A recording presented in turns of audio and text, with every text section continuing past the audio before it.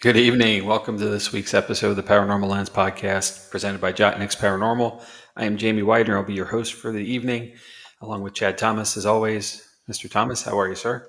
I'm good, Jamie. How are you? Busy, like busy, you Yeah. know? Uh, Yep. we have a lot going on. My profession has a lot going on. It's a busy season. And then, we had a kid graduate, and apparently everybody has to have a party, right? There was a kid who graduated. There Wait, was what? a kid who graduated. I have proof of that. Um, Hmm. and afterwards, then there's this party, there's that party. Like all these kids are social butterflies all of a sudden. It's amazing. More So than when they were in school. I know, right? I, Hustling and bustling to get them everywhere. yeah, More because round, another 2 rounds coming up this weekend, and maybe yeah, we're done. I don't know. I And think yeah, I took him to two last weekend. yep, And these kids stay up real late, Jamie. they do. It's They like really, it's like they're paranormal investigators. 1 o'clock is when I was going to pick Zoe up the other night. So yeah, wow, that's great. I mean, not great because it's 1 o'clock. We're old people, but yeah, but yeah. but anyway, it's good, and I'm I, glad that. I remember these days, so Yep, I'm vaguely glad. anyway. It's important to spend time with friends. Yes. These are the bonds that you make and you keep for a long time. That's this group of friends that I can see just being that long term. These three or four people that Yeah. they're going to these parties for. So They've anyway, come a long way together, and they're yep. certainly not done yet. I agree. So anyway, yeah, it's been busy. I've got the same thing. Work had taken a hiatus for a couple weeks, and now all of a sudden it's like, oh yeah, we don't want to be slow. We want to have several things going on again. So that's where we're at. The So business likes to pay bills, right? it's I good. get it. Yep. Yep. Yeah. Same with mine. It's that time of year, so So, we'll make the hay when the sun shines. hmm so Cool. anyway, Yeah, and we haven't done anything paranormally in a while. So we have a little bit of a break in our schedule with investigations. We'll talk about what we got coming up here at the end of the episode, but a hmm little bit off. But we're still like a couple weeks out from actually having a public event again. So it's like it's nice. There's this lullish thing, but also there's kind of like I'm starting to twitch a little bit. yep. Let's get to it. So I don't know. So we Well, probably should talk about some paranormal stuff instead. it's a good thing then that we've got this, so we can just keep in touch with the paranormal stuff. Yeah, it's exactly that. This is our gap in between, so we'll fill it up. Hey, there's Jim. Hey, So good evening. Oh, hi guys. I was sad last week. Well, we were on Jim, but we weren't on Facebook. I'm sorry for that. We had a bit of a technical glitch. It was there and then it was gone, and we couldn't get it back during the episode. So it is available on YouTube if you get that way it's to on. follow up on the episode and on all the streaming stores. Actually, it is on Facebook now, I Yep, guess. because I I stayed up caught and up. restreamed it afterwards. Yep. We caught up to it, but it So, just wasn't there in the moment. They didn't like us apparently. Chad didn't pay the bill. Maybe I didn't pay the bill. It's probably more like it. But yeah, thanks for noticing. At least, sorry we missed you too. so, and Bert's Yep. with us, and Bert's he is with us. also having withdrawals. Yeah, I know, right? And well, we have the Lynches and I and a few others are heading north in a few weeks, so we'll talk about that later. But we're gonna get our get our groove on uh, Hmm. up in New England. So, but tonight, we are Hmm. here to talk about a place that has fascinated me for quite a while. Something I became aware of many years ago now, but maybe I shouldn't say many, maybe 4 or 5 years ago, which is many, I guess, depending on your span. But um, it is a place called Brushy Mountain State Penitentiary. Chad, have you heard of this before? I have not. Okay. So Oh, cool. Well, good. I'm learning with the group here. I'll educate you. Um, so, where are we in the world? We are at 9182 Highway 116 in Petros, Tennessee. Now, where is that? It's about an hour northwest of Knoxville. So, eastern Tennessee, up in the mountains, and in the foothills at least. Um, and it is one of the most notorious prisons the volunteer state has ever created. Built in 1896 for a population of around 600 inmates, Brushy Mountain State Penitentiary was more than a correctional facility for some of Tennessee's worst inmates, or criminals, I'm sorry. It was also a labor camp to mine for coal. The prison was a direct result of the Oak Creek War, which was a violent and bloody labor dispute in nearby Anderson County. The dispute started when local coal miners went on strike. And who could blame them? The mining companies provided housing due to the generally remote locations coal was found. Because they owned the housing, the mining firms also opened company stores where food, clothing, and all other essential goods were sold at highly inflated prices. Given the meager wages earned in the mines, when the rent and store debt was paid, there was very little left for the miners and their families from doing such dangerous work. Considering the mining companies were getting rich and the workers were being put further into debt, and the miners opted to strike in midwinter when the demand for coal was at its highest. This reminds me of a song, Jamie. It does, actually. I owe my soul to the company store, or something like Yep. that. Yep. You want to Anyway, sing it? Go no, ahead. I'm not Go. going to sing it. No. No. Okay. Copyright infringement, No, that's true. Off air, we'll do it. Okay. So during the strike, the state of Tennessee leased inmates from other prisons to help in the mines to keep the coal flowing. While seemingly a good idea, this action led to even more violence, and seeing an opportunity to cash in on the rich coal veins in the area, the Tennessee legislature voted to build the penitentiary, which opened in 1896. Given the steady dependence on coal, a solution to expand the mining capacity was to house more inmates. By the time the Great Depression came, the prison was home to more than 970 men, or just above 50% of its original capacity. But let's look back a bit. The original prison was a stick-built structure built by the prisoners, along with a rail spur to move coal and connect with the ever-growing rail system across Tennessee and the rest of America. Life at Brushy Mountain was hard for the inmates from the start, with violence, dangerous working conditions in the mines. Mind you, there was no OSHA back then, and diseases such as tuberculosis, typhoid fever, pneumonia, and syphilis running rampant. It goes without saying that there wasn't any real medical care, which hindered the output of many of the workers in the mines. Add insult to injury, or maybe better said, injury to injury, many inmates were severely beaten for underproducing in the mines, leading to untold deaths. Overcrowding became so bad that the original wooden structures were literally crumbling around the inmates, and it was a bit of a miracle that the prison never went up in flames during the winter months, where men crowded around a few stoves found on each floor. Many likened the condition at Brushy Mountain to those told of the Soviet gulags in Siberia. Apparently, the state of Tennessee did not appreciate such comparisons, and plans were made in 1931 to build a new prison made of reinforced concrete. In traditional Tennessee penal system fashion, the inmates went from digging coal to digging sandstone from a local quarry to use in the construction. The new prison was constructed in the design of a Greek cross, was 4 floors high, had battlements, and by the time it opened in 1934, was enclosed in an 18-foot stone wall. For a while, things were better. New facilities were safer, much more sanitary, and given that it was designed in the shape of a cross, it perceptually at least allowed for the inmates to have a path to redemption. Let's jump ahead. Since the prison was created to have a prison labor mine coal, the prisoners mine coal, it shouldn't surprise anyone that this existence went on through the 1960s. In fact, if an inmate was sent to Brushy Mountain, he knew he was going to have to work the mines. Up until 1969, the prison was classified as maximum security, but in 69, 100 beds were added for those with less offenses and new accommodations created outside the main prison building. These inmates were part of a work release initiative where they held positions in the local community, including serving as volunteers for the nearby Petros Voluntary Fire Department up through 1994. Even with this transition, Brushy Mountain was still the last stop for the worst criminals in the Tennessee penal system. It was also where inmates from other prisons were sent when they were no longer welcome at their former facility. Brushy Mountain finally closed for good in 2009, but before it did, here are a few key events. First, the mines were closed in 1967 after a significant accident killed 2 inmates, bringing attention to the harsh conditions and unsafe labor practices at the prison. Interestingly, Warden Lake Russell cited a loss of revenue in the mines as a reason for the closure, completely dismissing any issue with the working conditions.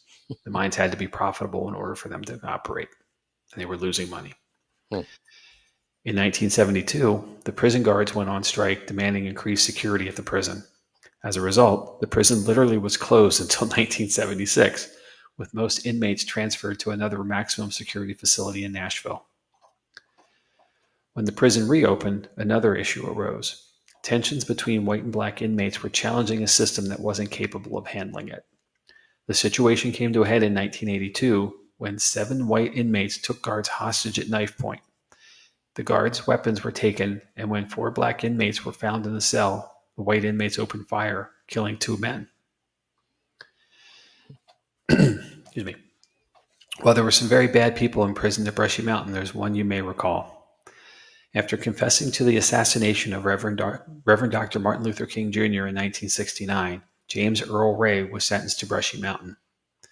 In 1971, he managed to remove a cinder block from the wall of his cell, and if it weren't for the fact it led into the steam plant, he may have escaped. Undaunted, he did escape in 1977 along with 6 other inmates using a 16-foot ladder made of salvaged pipe. Now, Chad, how does one hide that kind of thing? That's a good question. 16-foot pipe ladder. Come on. They can do better. Ray was captured 2 days later, having only made it about 8 miles from the prison. Lastly, in 1981, Ray was stabbed 21 times by 3 inmates, some say as revenge for killing MLK. Surprisingly, he survived. Hmm. For all the harshness and evil, there were a few bright spots. In 1982, on the site of the old segregated bathhouse, the Brushy Chapel was built. While no exact records exist, it is believed that over 1,000 inmates were baptized at the chapel. Some may call it jailhouse religion, where inmates believed if they found God and enacted the part, they might get an early release. There were many who truly repented their sins. I love this one. In the early 1970s, a young deer fell from the cliff into the prison yard. When he was found by the inmates, they decided to keep the deer as a pet and named him Geronimo, since he literally jumped into the prison. Yeah. Eventually, Geronimo was tamed, and it was said that he enjoyed chewing on unlit cigarettes, proving that everyone smoked in the 70s. To wrap up the history of Brushy Mountain, I came across this quote credited to an unnamed assistant warden, that made me pause. Quote, "We get the hard to manage inmates. That's the function of this institution. It's the end of the line. They're serving long sentences and they're in close confinement. You do that to a bunch of rats and they start chewing on each other. Humans are not so different." End quote. Something to say there, definitely. Yeah. So, Brushy Mountain is a bad place. It is the worst of the worst criminals, violent offenders. Violence was common. There are stories of people being murdered in the cafeteria on a regular basis. There are, the laundry facilities, anywhere where people could be potentially left alone with someone they may have a grievance with, violence occurred. And it didn't seem, regardless of who the warden was or who the guards were, it just continued. And that leads me to believe some of it was acceptable or allowed. And I might get to that just a bit, but look the other way, sort of. The other way, right? There might be some payoffs happening. There might be some favoritism happening. It's amazing, and it's an era as well. The time and the place that it was. Right. Tennessee being a southern state, there was definitely color violence happening. Whites and blacks not getting along, and it just led to already heightened criminality happening. That these are already violent people, and they don't stop just because they're behind a jail cell. So. Right. That leads us to paranormal stuff, right? I hope so. Yeah, right. So let's talk about some of the paranormal claims. So there's the traditional things. There are disembodied voices and screams. There are strange animal sounds where there are no animals on the property. There are shadow figures, cold spots, the sound of footsteps, slamming doors, cells and otherwise, and people are touched, scratched, and some even choked. Let's explore a few of the claims.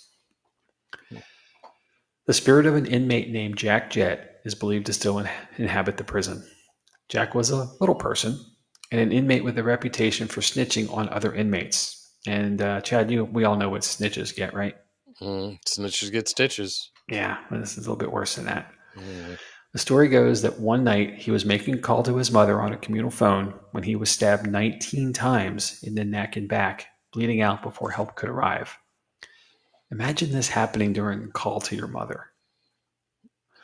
Yeah. Inmates reported seeing, and afterwards, inmates reported seeing the phone receiver lifting off its cradle and being returned by unseen hands, and a significant cold spot in that space. Perhaps Jack is still trying to call his mom. Second, the prison yard was often run by a death row inmate named Leroy. Leroy was a classic bully, tormenting many of his fellow inmates until one day one of his victims took his revenge when Leroy's back was turned in the exercise area and stabbed him while he was doing push ups. Leroy died of the wounds. Investigators asking if anyone is in this area have captured an EVP of someone softly saying Leroy. Other investigators have reported being scratched in this area. Maybe Leroy is still lurking around the yard looking for victims. Mm-hmm. An investigator is said to have played the entirety of MLK's famous I Have a Dream speech in James Earl Ray's old cell and claims to have captured an EVP saying, "Hush." Interesting. Another claim is that during the showing of a movie in the auditorium, an inmate had his throat slit with a handmade knife. Instead of taking the victim for medical attention, the guards, likely in cahoots with the attacker, placed the inmate in a padded cell without any medical attention, where he slowly bled to death. Since then, there are reports of a dark apparition crawling around the floor of the auditorium on all fours. The spirit has aptly been named the Creeper. Okay. One of the black men killed by the gang of white men was named James. The story goes that if you leave a lit cigarette in the cell he died in, he will take drags from it and even leave puffs of smoke hanging in the air like we do with the living when exhaling. And the cherry or the bulb of the cigarette has actually appeared to be brightening as if someone were taking a drag as well. Hmm. The smokers in the room get what I mean. Mm-hmm. The Brushy Chapel has been an area with significant EVP recordings, many unsettling for a chapel, such as Hell, Beast, and Pain. When the prison was still open, inmates claimed to have seen objects move or float across the room and to experience unexplainable cold spots, even in the middle of summer. So much so that inmates would often joke that they were willing to brave the ghosts to get cooled off amid the heat of a Tennessee summer. Uh-huh. I don't blame them. You ever been No. in Tennessee in the summertime? No. I have. Yes. Yeah, actually I have. It's not fun. Well, it is. It depends where you are. But Yeah. also, photographs taken in the chapel often capture orbs. I got my pledge. Got your pledge. We're good to go. There's Dave when we need him. As in all prisons, Brushy Mountain has a solitary confinement area, what there is known as the hole. There are 3 cells that have no windows, and prisoners were often put there for extensive periods, leaving many in poor physical and or mental health when finally released. This area has been noted as a location where orbs have been seen, even though there is no natural light. Interestingly, the claims are that the orbs are both of purple and red color instead of the more normal white or yellow colors that are generally most common. Some believe these colors represent an aggressive or evil spirit, where the yellow or white are ones of a gentler nature. Recordings of footsteps and soft whispers have also been captured in the hole as well. So stuff all over the place. Yeah, it sounds like it. So if you go, and I encourage you to, today the prison is a bit of a tourist attraction, complete with a restaurant called the Warden's Table, serving Southern comfort food on metal cafeteria trays. There's a distillery, the Brushy Mountain Distillery, offering whiskey, vodka, and of course, moonshine. There's even an event space. Chad, I know we have plans this weekend, but graduation parties and all that stuff. But for those without plans this weekend, country music star Clint Black will be performing there Saturday evening at 7 p.m. And tickets are still available, and they're really cheap. Of course, walking tours of the facility are available with daytime options from 10:30 a.m. up until 6:30 p.m. For those brave enough to investigate the paranormal, public overnight investigations are available nightly from 9 p.m. until 4 a.m. There is a minimum, though, of 8 people, and reservations are required. They got to know you're coming. And while local accommodations are limited in the nearby area, Brushy Mountain does have an RV park and a campground. And of course, with any attraction, there's also a gift shop. Always has to be a gift shop. Always has to be. You always exit through the gift shop. Exactly. Yep. So, in closing, in my research, I found many, many stories of violence inside the prison, but most came with contradictions. Couple this with poor to non-existent records, we may never know the truth of what really happened when inmates were sent to the end of the line. One thing I do know is that the spirits who remain at Brushy Mountain are trying to tell their story. We just have to listen. So let me cite some sources and we'll discuss. Mm-hmm. So first is morgancountychamber.com/tourism/historic Brushy Mountain. The website for the establishment is tourbrushy.com. amyscrypt.com/haunted Brushy Mountain Penitentiary. hauntedalmanac.com/prisons-asylum/hauntings historic Brushy Mountain State Penitentiary. frightfind.com/Brushy Mountain Penitentiary. And an interesting podcast by lylerussell.net/2022/09/26 TN-GL- episode 7 Brushy Mountain State Penitentiary. So it's a place. And judging, if you're looking at the pictures, it's a place that is in kind of the condition you would expect it to be for something that's nearly 100 years old at this point. Yeah. We've been in prisons, Chad, right? To visit, Jamie. Let's get this clear. But yes, we've investigated prisons. That's okay. Sorry. Yeah. Investigated prisons. Yeah. We've investigated prisons. And, it takes me automatically to West Virginia, penitentiary in Moundsville, West Virginia. Because it seems to, that also was a facility built by inmates. It also had a coal mine. Yep. And it also had a ton of violence and, just unspeakable things, violence committed to inmates by inmates. Mm-hmm. And some of it apparently was acceptable. There was also a jailbreak back in the 80s in this case. Well, it's around the same era. There were guards who were wounded and injured. So there's a pattern here, right? Mm-hmm. And then there's others and others and others as well. Yeah, it seems like there is definitely a pattern. Now that you say it seems like there were movements across the country for prisons. Like guards went on strike, prisoners went on strike. Like prisoners had riots. It just seems like that was very cyclical. And it's like if it happened one place, word got around and it happened at other places. Yeah, that's a good point, actually. And well, you don't know what you can get until you try as well. Right. If another group or entity is doing something and gets the concessions that they were looking for, or at least a lot of them, or some of them even, something's better than nothing. Right.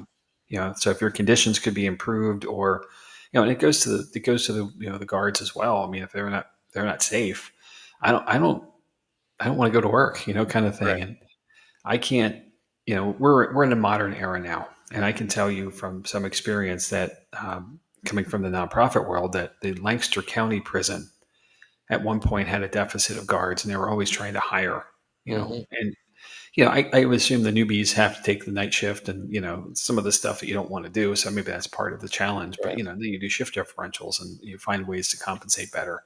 Right. But the system was always hiring for years, and, because they certainly weren't finding people who were willing to do the work because of the place, and here we are in a, very modern era where things are much, much better than they were at this facility, even, as it closed 13 years ago. 14 years ago, 15, whatever it is now, 2009. Now I can't do math. Apparently, I'm sorry.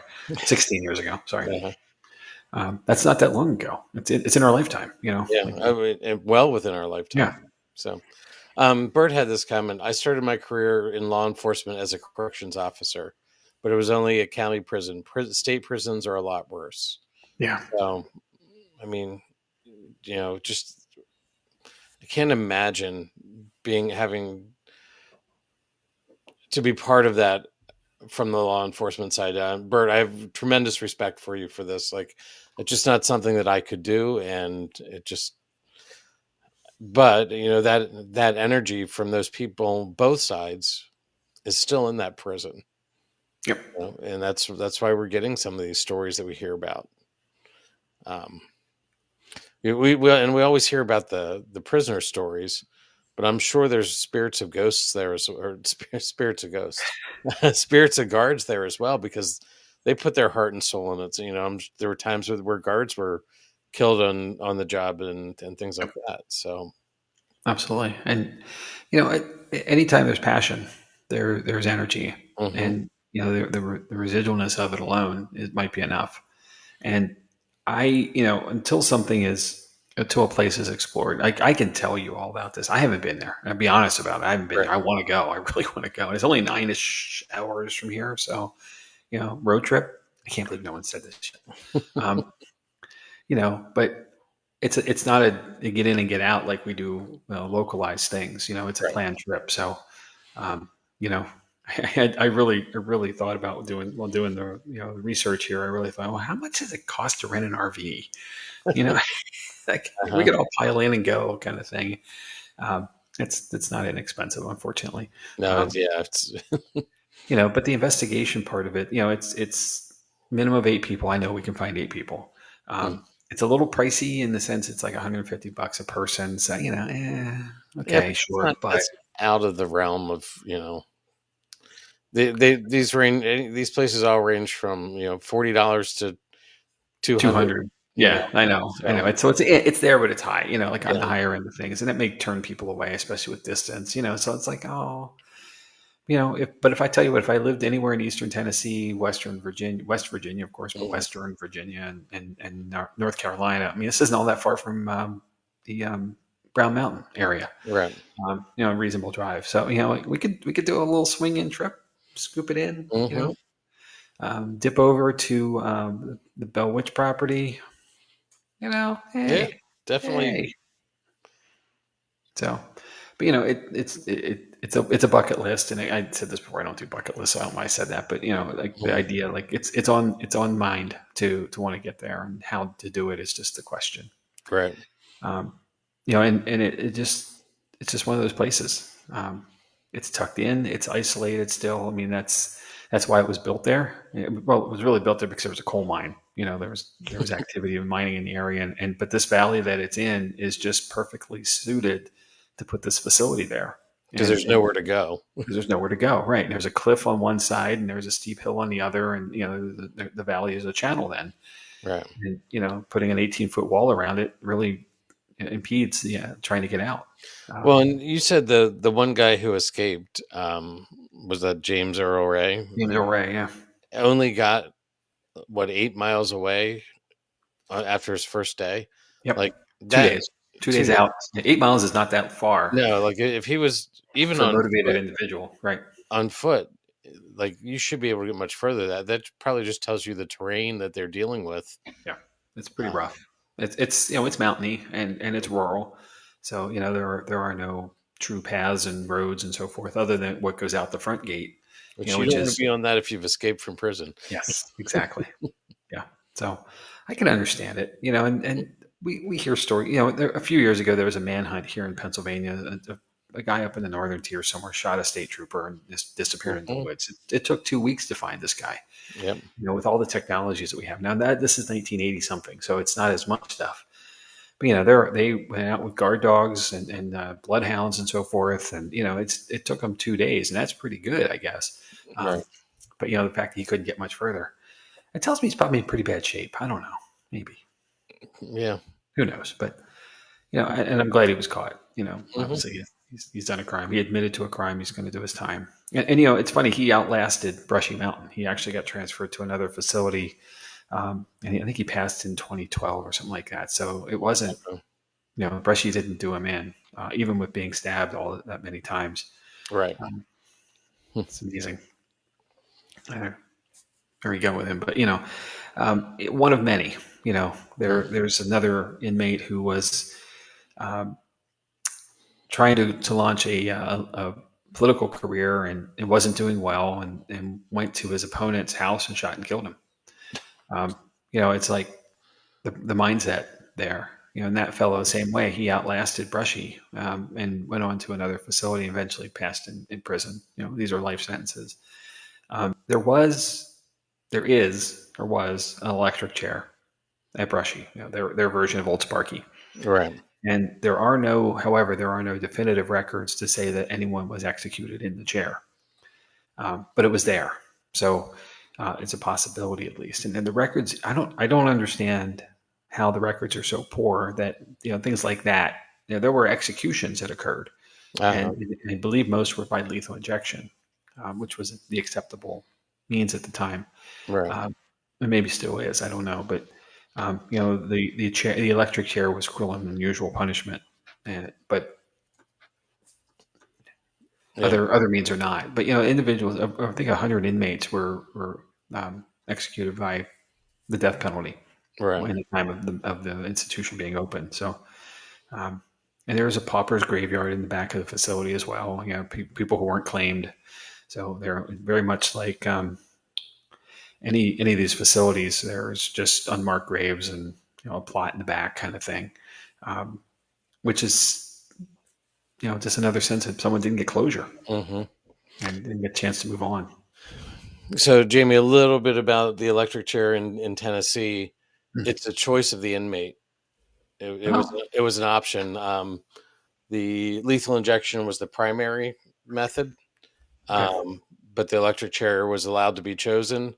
And Tennessee passed legislation that they could use the electric chair if lethal injection drugs were not available. So it was an override. Okay. Yeah.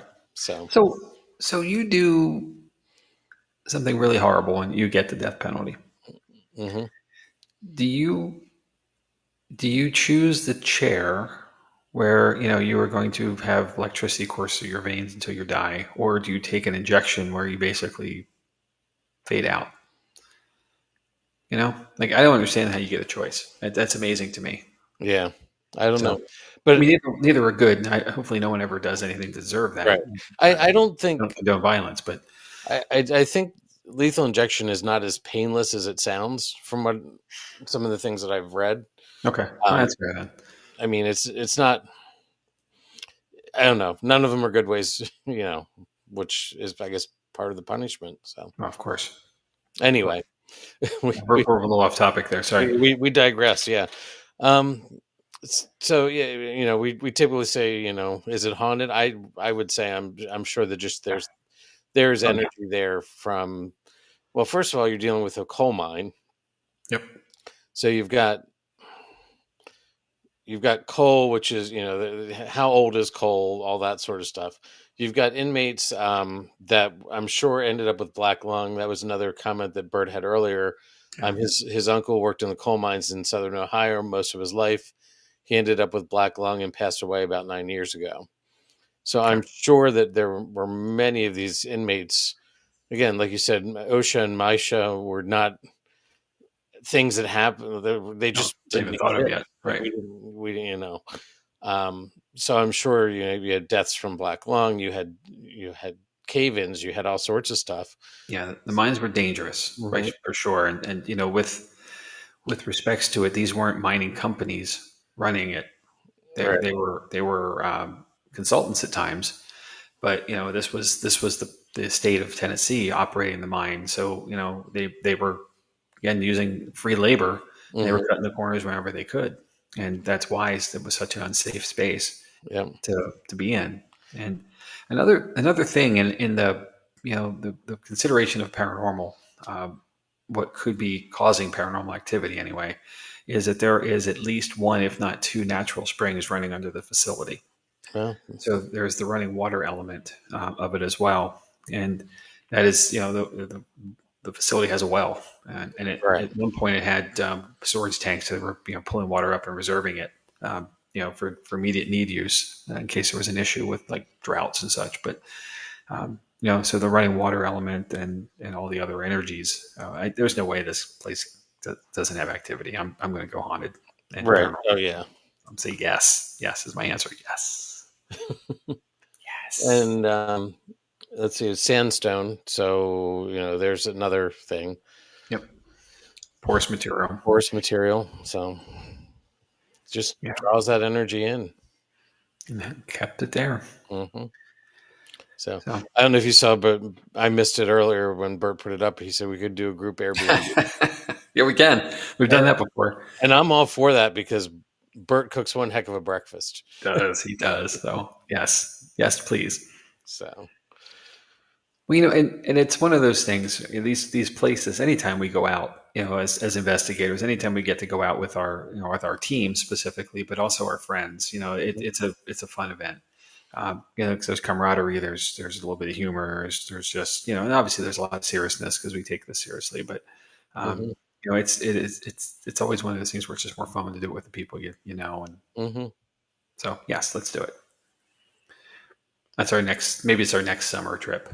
sounds like a good plan to me. So, Okay. but yeah, Jamie, it's been a while. It's been a slow summer. We had our trip earlier in the year, which was Yeah. definitely worth it. But Oh yeah. when was the last time we were at Whitehill? Oh my gosh, last summer. Yeah. It's been a while. So Probably this time last year. we need to schedule some trips, We do. local trips. But Yep. I do have a trip scheduled, so well, you do. Yeah, you're right. I'm recovering from camp when you're going on I that know. trip. I know. You're from your vacation, sure. Yeah. Vacation. Not a Uh, vacation. I know. I know. and Bert says, Uh, it's always more fun when you stay over. It's like Mount Joy, right? "Yeah." It's always more fun when you stay over. So, well, do you have any final thoughts, Jamie, on Brushy Mountain? I mean, there's a lot to unpack there. Like, Yeah, there's it's a unique place. It really is. And if I'd love to hear from folks if you've been there and done that. Drop us a comment. To catch up to this episode along the way. Your thoughts about the place, and just any insights or intuitions to it. It is unique, and again, it's been on my radar for years. I think what really caught my attention was the mine part of it. That's unique, Mhm. but it's just got to be, it's got to get done. So Yeah. I mean, there's 113 years of history sitting there. yeah, Like exactly. it's worth investigating. Absolutely. So, So yes, please. so well, that's cool. Very cool. So, um, I'm just going to throw this out there, Jamie, because this is a completely off topic, but Lancaster history. This Mhm. week, June 9th, I don't know if you're aware of this, was the anniversary of the Colemanville dynamite factory explosion. Version. Yes, yes, I saw Did you that. see that? Yep. It's a very unique piece of Lancaster history that a lot of people don't know about, but it's definitely worth looking at. Next year is going to be the 120th anniversary of it. Wow. So I think I may have to do a hike that day down into the heart of Colemanville Yep. and the wildflower preserve and just go spend some time in silent reflection and stuff because those guys went through a lot that day. So I'm sure All you right. read the articles. It's definitely worth looking up. Colemanville, Lancaster County explosion. Yeah. You'll find it. So You got to realize though, on the 120th anniversary, there might be other folks there that they might blow up your spot. maybe. Well, to that point, this is how things transition. Hmm. A dynamite factor. First of all, the fact that it existed here where we are, like that's pretty crazy, right? But it's not if you understood how they worked because they were built on the rail lines. Right, and I get that, and I understand the need for the material they were creating, and in the processes. But it's just like they've got to be somewhere, and I understand that. Right. Like that was here, but what it is now is nowhere near that. Like Oh, how the right. Yeah. the land has transitioned out. Now it's a nature preserve. Hmm. It's just fascinating. And a lot of things along the rail lines. We are privileged to live along the Susquehanna, first of all, and all of the trade and commerce that came here, all the things that were brought forward because of it. I used to live in a house that was a canal, a general store on the canal, Okay. and it was built in 1760 something. It's still a stone house, kind of thing, and two floors essentially, and the basement, which was the door at the time, was this just shop, and still has Right. the original hearth in it. Not used anymore, but it's crazy. how cool this was. And they did an addition at some point in the 60s, I think, to put a bathroom in the house, because it didn't have one, Right. even up in the woods. Be able to go up along the trail, the Northwest River Trail between Columbia and Marietta, all of the old properties that are still there, like that are falling down, all the industry stuff, the foundries and such. The roundhouse is there, and you go further up, you get above to Bainbridge, there's old factory facilities that are just barely still standing enough to see walls. Like there was so much stuff along the Susquehanna at the time that all that energy still has to bring something too. And I know that, we talk about how Jotnik's Paranormal got founded with Jerry and Melissa going out into the woods in Chickies Rock, but Right. that was one of the areas where there was so much activity. There were homesteads there. There was industry there. The rail was there. It's just, there's energy. And where there's energy, there's activity. Yeah, definitely. That's a good point. Thanks for bringing that up. I was remiss to note the anniversary. Bert says, I want to do the little abandoned village down there. Can't remember the name of it. Are you talking about Bill Meyer? Because I know that might be more closer to Kenoi, though. I'm not sure if that's southern end or closer over to the river. Well, Kenoi's north. That's basically Bainbridge. Right. But I can't remember where. I think, I don't know. But he also says that he thinks that there's an Odd Fellows Lodge down there. Ooh, okay. So that'd be interesting. Definitely worth checking out. It's one of these days to add that to our list. We have so much local history, Jamie, that yes, I know we are remiss in exploring our own area. So he's saying that there's one down by the preserve, which I sort of remember. There was a hotel.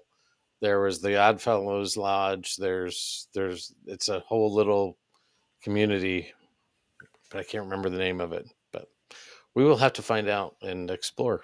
Yeah, absolutely. Well, legally explore. That's an easy road trip. So that might be a bike trip even. I don't know. Maybe. We'll see. Hop on the Enola. If the bikes have motors on them, I'm good. Come on, man. I saw a dude today do something I haven't seen hardly anybody do. I was coming home from work and I saw a guy pedaling an electric bike. And I thought, you go, guy. Like, that's cool. That's, you didn't need it. It was a flat area. It wasn't hills or anything. Right. All I ever see are the kids in my neighborhood just buzzing around on their bikes. And it's like, pedal, exercise. It's a bike. Uh-huh. Well, I know my son Ben has an electric bike, and he uses it when he needs the assistance. But most of the times he's pedaling away because he has a standard bike too. And sure. Well, he's also, he, being in Pittsburgh where he is, I don't blame him for having an electric bike with all those hills. Mm-hmm. My goodness. Yep. So but I know he can handle himself. He's done it for years now. So yeah. He's one of those guys who ran into problems that pants didn't fit because his thighs were too big, not his waist. Like, because he was biking so much. Yep. He's got Popeye legs. So good for him. I'm proud of him. So yep, absolutely. So absolutely. Anyway, I don't know. I'm having some back end issues on this on the show tonight. Not that anybody can see, but things are really wonky, and hopefully they're coming through. Okay, but let's look at what's coming up. Sure. Let's see. Next week, I haven't said much about this, but I'm really getting excited about this. The show next week. It's the hauntings of my childhood home. I've got 14 excerpts, stories, whatever you want to call them, of things that have happened in the house that my dad has recorded over the years and written down, sort of written down, but sort of passed it on. So I'm really excited about that. My son Alex will be joining us. He actually had his own personal experience there. So it should be a fun night for me. And hopefully I can get some friends from Littlestown to watch the show next week. That'd be interesting too, and get some feedback from them. Speaking of Littlestown, the week after that is Gettysburg. You go 7 miles up the road and you're in Gettysburg. Jamie, you're you're covering that. There's a lot to cover there too. I know, I know. I'm trying to figure out how to pare it down. It more likely is going to be an overview Okay. and just the key things, and then we'll explore specific areas in other episodes along the way. Yeah, because there's a lot we could dig into in Yeah. specific areas and yeah, but Yep. we'll let you give us an overview and go from there. Well, I'll make sense of it. I promise. I'm sure you will. July 1st, we're going to do a season 2 wrap up. Still haven't got any submissions on people's favorite episodes, but we do have time. I haven't put mine in yet either, so Yeah, they're up here. uh-huh. To the vault. And maybe it'll just have to be a sort of a live poll as we go that night. Who knows? We'll figure that out though. There might be a really short episode too. I don't know. It could be. We'll find out. But whenever we say that, then we end up going like an hour and 10 minutes. So Fair. So. Okay. Then the following week, we're going to be dark the week of July 8th. I'm away. I haven't trained Jamie on how to do this yet. And, I'm untrainable. That's it. No. It's the truth. Come on, to say it.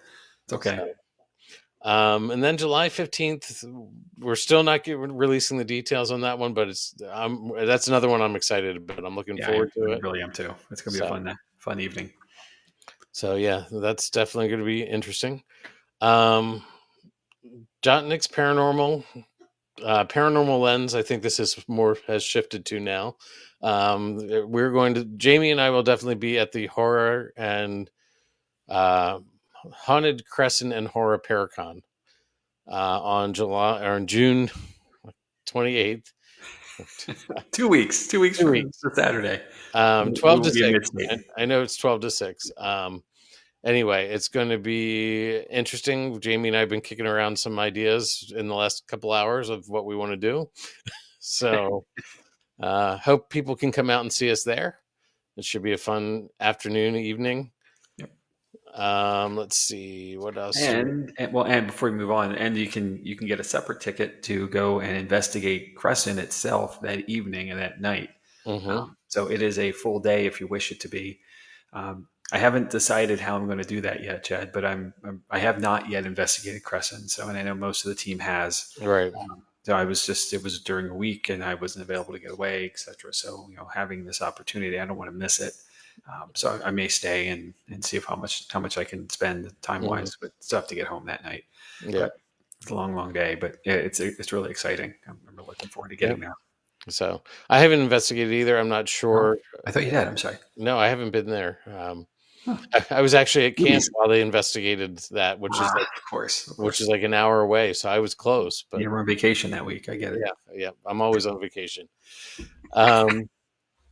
Paranormal investigations coming up, like we said, June 28th, the Haunted Crescent. Then July 26th, we have a public investigation at the brewery. There are only 5 tickets left at this point, and we're more than a month out. So that's great.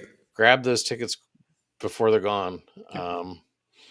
Then we're back August 16th, September 27th, October 11th, and 18th.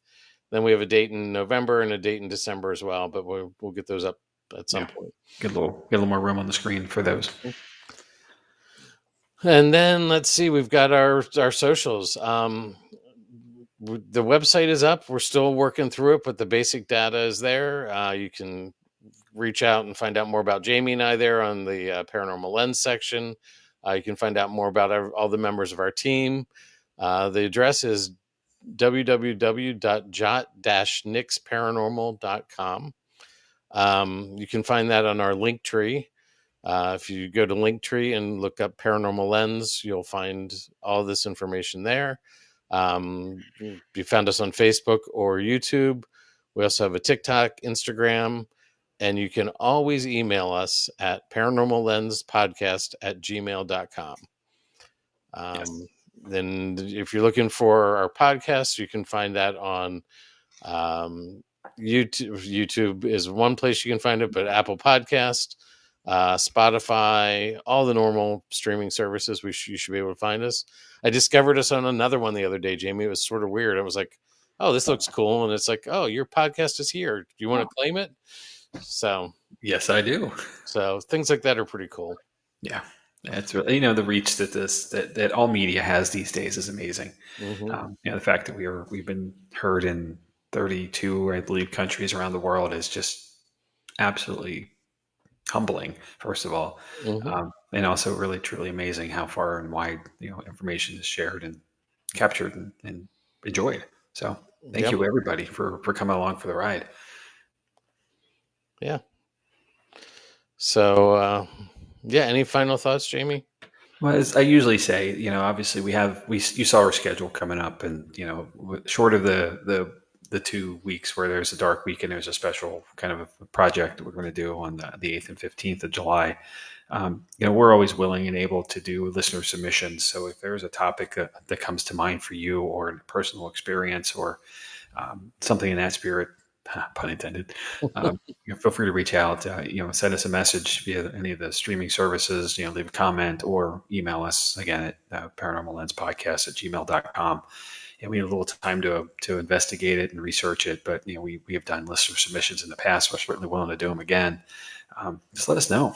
And same thing with letting us know. Leave a review, leave some stars, whatever it may be, whatever the service you're using allows. Give us that feedback and lets us know how we're doing. And hopefully we're meeting your expectations. But if we're not, say so. We're always trying to improve. And unfortunately, we don't know sometimes until we're told that something's either working really well or that just absolutely sucks. And we're good both ways. So Yep. We just want to. I'm honestly I'm very good with both ways.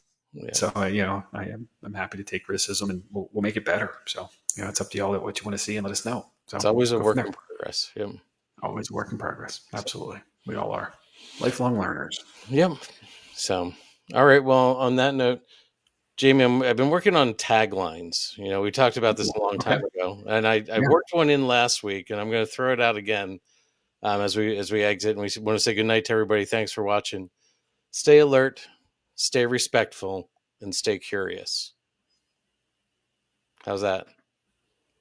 I like it. I like it. And I also like Mountjoy's more fun when you sleep over. All right. Great. I like it, Chad. This So, this perfect. we'll, You're gonna have to we'll, write that we'll, one down for me though. so all right. So on that note, thanks everybody for hanging out with us for the last hour. Yep. And Bert, we're glad that we can keep you going between Yep. investigations. So, Yeah, the comment from Bert here real quick before we go. Tuesdays are the only thing that keeps me going between investigations. So yeah, I know. Me too. so Well, not the only thing. There's a lot of other stuff, and I know you have stuff too. But from the touch points of the paranormal, there's gaps, and this helps fill. And I really appreciate the comment. And thank you again, yep. you and Heather and everyone else for coming along for the ride. So Super cool. it means a lot to us to have our faithful followers and our new followers. So, Yep. so all right. Good night. We'll see you next week, and we'll be talking about the hauntings of my childhood house. Till then, good night.